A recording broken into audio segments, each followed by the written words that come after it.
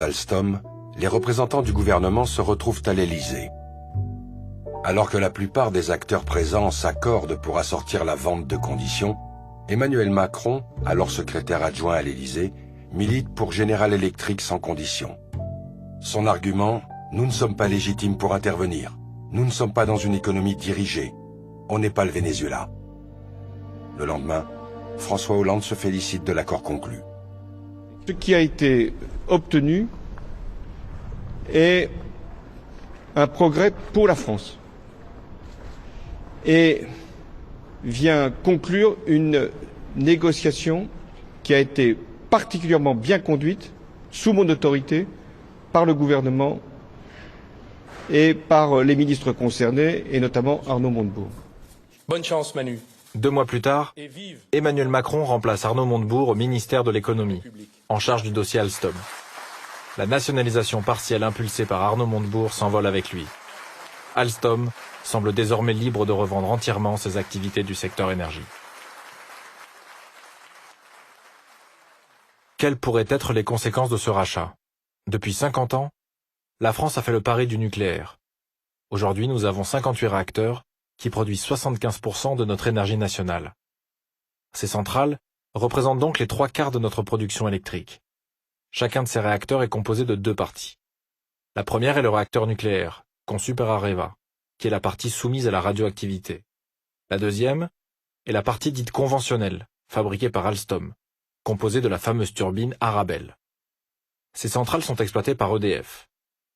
À travers ces 3 sociétés, la France avait donc le rare privilège de disposer d'une filière nucléaire complète. Notre autonomie énergétique est désormais remise en question. On a perdu un élément de contrôle de notre sécurité nationale sur le plan nucléaire. Rien que ça me paraît déjà quelque chose d'énorme. On aura une offre nucléaire bancale, puisqu'il nous manquera le turbo-alternateur, qui lui est propriété de General Electric aujourd'hui, alors que c'est nous qui l'avons développé, que c'était une technique qui était utilisée par 50% de l'industrie nucléaire mondiale, et nous l'avons vendue pour une bouchée de pain à General Electric, alors qu'elle était constitutive de ce qu'on peut dire la filière nucléaire française. On ne peut pas dire j'ai une filière française si jamais nous n'avons pas Arabelle, c'est absurde.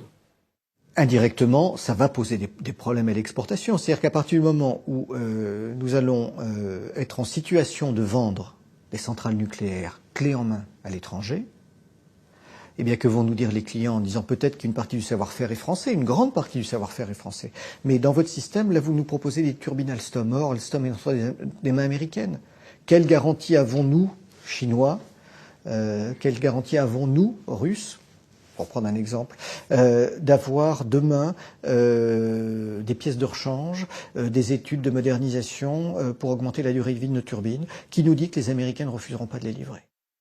Confier la fabrication d'un composant majeur de nos centrales à General Electric réduit inévitablement notre liberté d'exportation.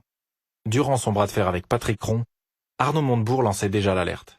Donc la turbine Arabelle, par ailleurs, si elle passait sous contrôle américain, je ne suis pas certain que nous rencontrions autant de succès auprès d'autres pays auprès desquels nous avons aujourd'hui la sympathie vis-à-vis de notre industrie nucléaire qu'aujourd'hui. Si du temps des 30 Glorieuses et du temps du général de Gaulle, on a voulu monter une industrie nucléaire française, c'était pas simplement parce qu'on embrassait les Américains sur la bouche. C'est tout simplement qu'on savait que de toute façon, leurs intérêts sont pas les nôtres. Si vous voulez ensuite exporter à l'étranger et que vous êtes pieds et mains liés dans des intérêts étrangers, vous pouvez compter sur les Américains pour vous mettre des bâtons dans les roues. C'est ce que nous voyons aujourd'hui sur l'Iran, dans un autre domaine industriel, celui des avions.